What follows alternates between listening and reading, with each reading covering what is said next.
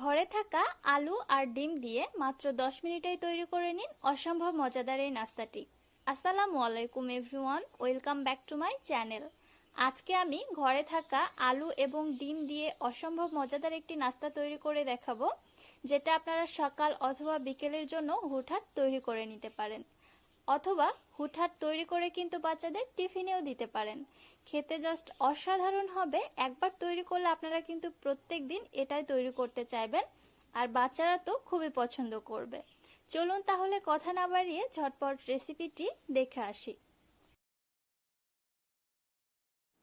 নাস্তা বানানোর জন্য এখানে আমি মিডিয়াম সাইজের 3টি আলু নিয়েছি। ফার্স্টে আলুর খোসাগুলোকে ছাড়িয়ে নিচ্ছি একটি পিলারের সাহায্যে। বিসমিল্লাহ। আমি 3টি আলু দিয়ে নাস্তাটি তৈরি করছি, তবে আপনারা পরিমাপে বাড়িয়ে দিয়ে আরো বড় করে বা বেশি পরিমাণেও নাস্তাটা তৈরি করে নিতে পারেন। সবগুলি আলুর খোসা ছাড়ানোর পরে আলুগুলোকে আমি মাঝখান থেকে এভাবে কেটে নিয়ে এইভাবে স্লাইস করে নিচ্ছি। আশা করছি আপনারা বুঝতে পারছেন। আর স্লাইসগুলো খুব বেশি মোটাও না, আবার খুব বেশি পাতলাও না। এমন পাতলা করা যাবে না যেন ভেজে নেওয়ার সময় গলে যায়। সবগুলি আলু কেটে নেওয়ার পরে আমি পানি দিয়ে ভালোভাবে ধুয়ে ক্লিন করে নিচ্ছি। আর আলুর স্লাইসটা কেমন হবে আপনারা একটু দেখে বুঝে নিন। ঠিক এরকম পুরুত্বে আলুগুলোকে আমি কেটে নিয়েছি। এবারে আলুগুলো পানি বদলিয়ে খুব ভালোভাবে ধুয়ে নিয়েছি। যখন ক্লিন স্বচ্ছ পানি বের হয়েছে ওই পর্যায়ে আমি পানি থেকে উঠিয়ে নিচ্ছি। চলে যাচ্ছি চুলাতে। একটি ফ্রাই প্যানে 3 টেবিল চামচ পরিমাণে তেল দিয়ে এর মধ্যে আলুর টুকরোগুলোকে দিয়ে দিচ্ছি। একটু ছড়িয়ে দিয়ে এর উপরে দিয়ে দিচ্ছি স্বাদমতো লবণ, দিয়ে দিচ্ছি সামান্য একটু শুকনো মরিচের গুঁড়া এবং খুবই সামান্য একটু দিয়ে দিচ্ছি হলুদের গুঁড়া। এবারে নেড়ে চেড়ে আলুগুলোকে আমি ভেজে নিব একটু সফট হয়ে আসা পর্যন্ত।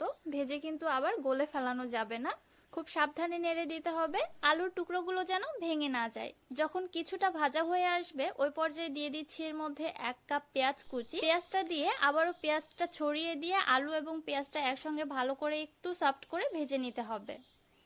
আলুটা ভেজে যেন বেশি কুড়মুড়ে না হয়ে যায়, আবার যেন গলেও না যায়, সেদিকে লক্ষ্য রেখে আলুটা কিন্তু ভেজে নিতে হবে। দেখতে পাচ্ছেন খুব সুন্দর একটা কালার চলে এসেছে। পেঁয়াজ এবং আলুটা কিন্তু পুরোপুরিভাবে সফট হয়ে এসেছে। এবারে আমি আর ভাজবো না, উঠিয়ে নিচ্ছি।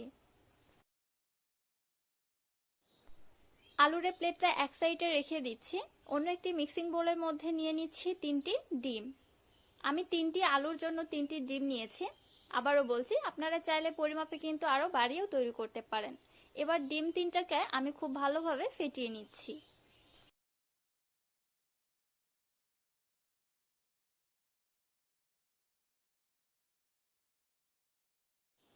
ফেটিয়ে নেওয়ার পরে আমি এর মধ্যে দিয়ে দিচ্ছি 1 চা চামচ চাট মশলা, 2টি দিচ্ছি কাঁচামরিচ কুচি, 2 টেবিল চামচ দিচ্ছি ধনিয়া পাতা কুচি, সাথে স্বাদমতো একটু লবণ দিয়ে সবকিছু একসঙ্গে খুব ভালোভাবে মিক্সড করে নিয়েছি।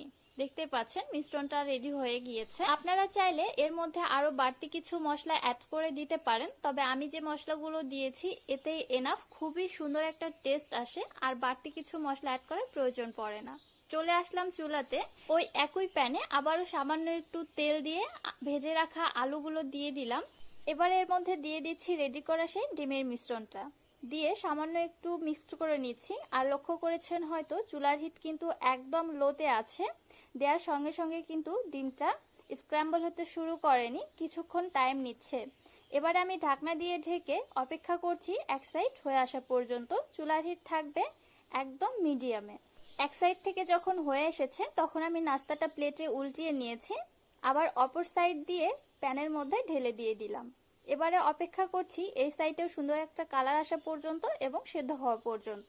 মাঝে মাঝে একটু চেক করে নিব কালারটা ঠিকঠাক এসেছে কিনা। যখন দেখব হয়ে গিয়েছে তখন প্লেটে নামিয়ে নিব। ঝটপট তৈরি হয়ে গেল অসম্ভব মজাদার ডিম আলুর নাস্তা। এবার এই নাস্তাটিকে আমি ঠিক পিৎজা শেপে কেটে নিচ্ছি, দেখতে খুবই ভালো লাগবে। স্লাইসগুলো কেটে নেওয়ার পরে উপর থেকে আমি এবার টমেটো সস দিয়ে এইভাবে একটু ডেকোরেশন করে নিচ্ছি, যেটা দেখতে আরো বেশি ভালো লাগে। আশা করছি রেসিপিটি আপনাদের কাছে ভালো লেগেছে। বাসায় ট্রাই না করলে আপনারা বুঝতে পারবেন না খেতে কত বেশি মজাদার। রেসিপি ভালো লাগলে চ্যানেলটি সাবস্ক্রাইব করে পাশে থাকা বেল আইকনটিতে ক্লিক করে রাখবেন পরবর্তী ভিডিও নোটিফিকেশন সবার আগে পাওয়ার জন্য। এবং ফেসবুক পেজ থেকে দেখলে পেজটি অবশ্যই ফলো করে দিবেন। আজকের মতো তাহলে এখানেই বিদায় নিচ্ছি। সবাই ভালো থাকবেন, সুস্থ থাকবেন। আল্লাহ হাফেজ।